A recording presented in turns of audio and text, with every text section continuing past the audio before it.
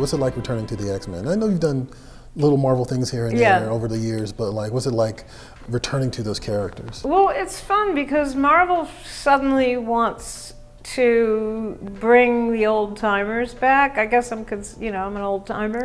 So they had me do Elektra 100, where Elektra fights Typhoid, which was a blast, with Sid Kotyan, who is a wonderful, like, sort of, I don't know, 90s era artist, kind of. And then I did a Moon Knight with Stefano Raphael, who is really, really talented. Then now they're having me do Longshot Spiral and Kitty and Wolverine. So it's been a blast because I always saw Major Domo, Mojo, and Spiral as the heart of the series. Even though they didn't come till the very end of the mini, once they arrived, I was like, these are the fun characters, because it's like the Sartre's No Exit, where the idea of hell is that you're trapped.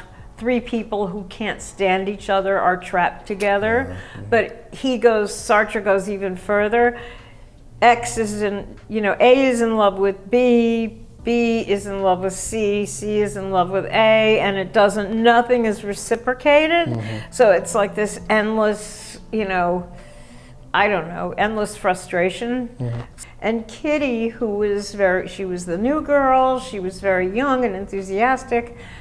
Now she pilots a ship through space and is bisexual, and so you're able to say, okay, where did she end up? Let's hint at it a little bit.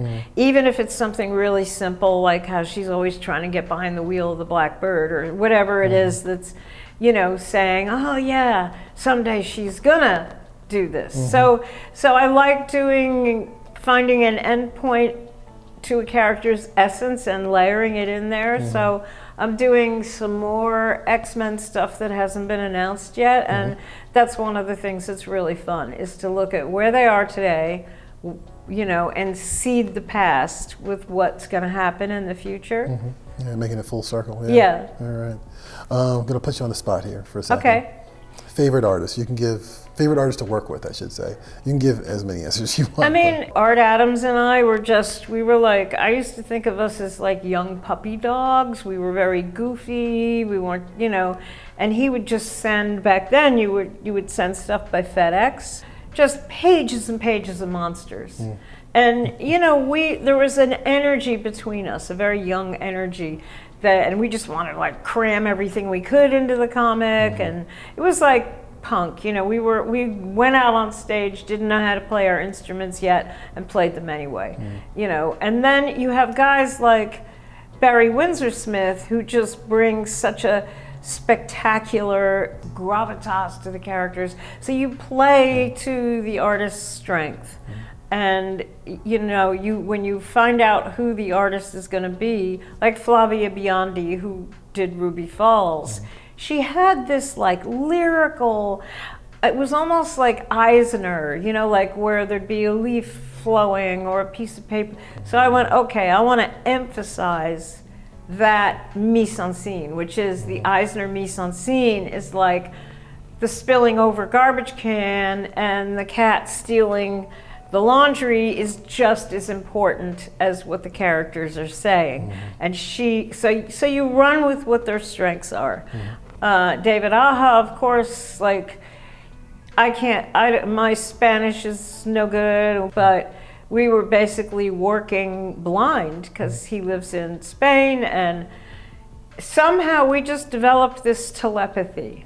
I would do a page like, how about the turtle, and the turtle, the shapes of the hexagons on the turtle, and then the ground is cracked, and then he would just like take that and he would say, wow, the fence could have the hexagons, and it could be like a virus. And so we were back and forth, and it was, super fun collaboration. So I did, and some gems, like I did an Angel Story with David Mazzucchelli, where the angel falls out of the sky after some big battle, but he falls into the backyard of a religious lady, and she's like trying to glue his feathers back on. He's injured, and that was a treasure to me to do that story. And then sometimes they're just these stories that just sing, and you're like, that is a story I'm always going to be proud of.